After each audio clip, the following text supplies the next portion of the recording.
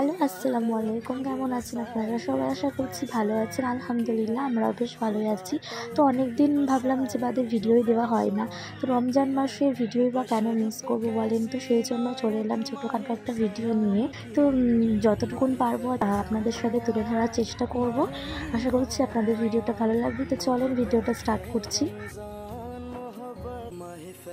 তো চলে এলাম আপনাদের সাথে নতুন ভিডিও নিয়ে। তো রমজান মাসের 9th রোজা আজকে।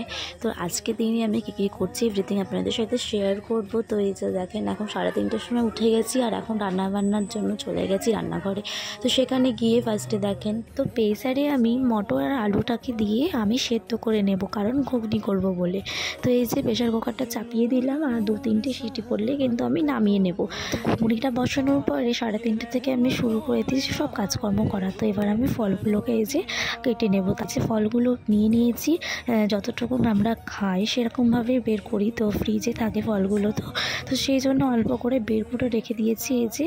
তো এগুলোকে একটু ভালো করে ধুয়ে তারপরে কেটে নেব। তো আর রিয়াদের পাপা ফলটা খুব কমই খায় আর আমি যা একটু খাই, সেজন্য দেখেন এতগুলো ফল কেটেছি। তারপরে আমি শরবতটা করে নিচ্ছি, কারণ খুব তাড়াতাড়ি এগুলো করতে হয় এই সময়ের মধ্যে।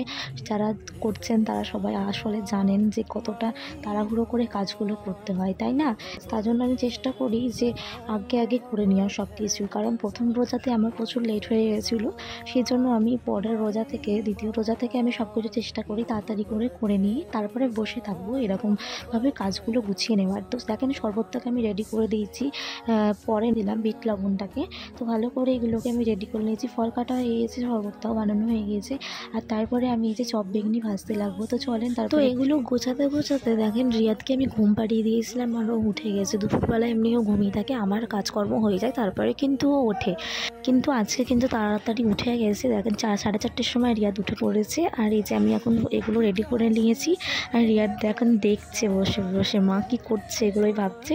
যাই হোক, ছেলে ঘুম থেকে উঠেছে, ওকে এখন খাই দাইয়ে দেবো। তারপরে কিন্তু আমি চপ বেগনিগুলো ভাজাভুজিগুলো করে নেব, তেলে ভাজাগুলো। তো চলেন আমি এই যে রান্নাঘরে রিয়াদের খাবার করতে চলে যাচ্ছি।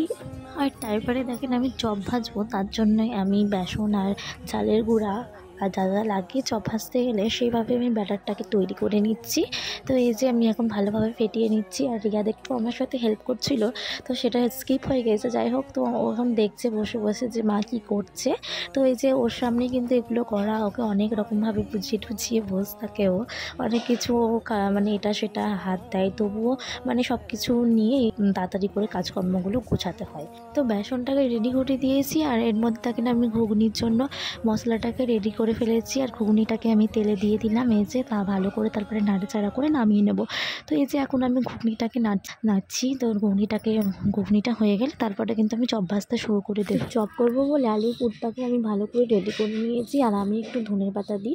কারা চপের সাথে ধনের পাতা দিয়ে খাও বলিও একটু কমেন্টে। তো এই যে আলুর পুরটা রেডি হয়ে যাওয়ার পরে আমি এবার প্রথমে লঙ্কা চপটাকে ভেজে নেব, কারণ লঙ্কার চপ রিয়াদের বাবার খুব ভালোই লাগে। তো সেই জন্য প্রতিদিন একটু লঙ্কার চপ না হলে হয় না।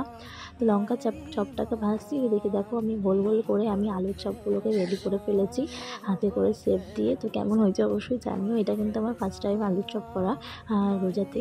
তো লঙ্কার চপ দুটো দিয়ে ফেলেছি, তারপরে কিন্তু আলুর চপগুলোকে দিয়ে দিয়েছি। তো ভালো করে মুচমুচে করে ভেজে নেব, আর একটু লালচে হলে বেশ ভালো লাগে, আর মুচমুচে হলে কি খেতে সুন্দর লাগে। তো তার জন্য দেখো আমি ভালো করে ভেজে নিচ্ছি। তো কারা তোমরা এই প্রথমবার আলুর চপ করেছো একটু কমেন্টে জানিও রোজার সময়। তারপরে হাজব্যান্ড বললো যে ধনে পাতার চপ করতে, আর হাজব্যান্ডের আবদার না রাখলে হয় বলেন? তো সেই জন্য ঝটজলদি ধনে পাতার চপটা করেই নিলাম। তো এই যে ব্যাটার তো রেডি আছে, তো শুধু ধনে পাতাগুলোকে একটু কেটে ধুয়ে ভালো করে, যে ধনে পাতার চপ কত সুন্দর দেখেন, দেখতেই সুন্দর লাগছে। সব রান্নাবান্না কাজকর্ম গোছাতে ইফতারের টাইম হয়ে গিয়েছে। তারপরে দেখেন আমি বসে পড়েছি ওযু বানিয়ে। তারপরে এই যে আমার ইফতার রেডি হয়ে গিয়েছে। তো আমি আমার হাজব্যান্ড ইফতার করবো। তো চলেন দেখা হচ্ছে আপনাদের সাথে নেক্সট ব্লগে। Tata bye bye. আপনারা সবাই ভালো থাকবেন, সুস্থ থাকবেন।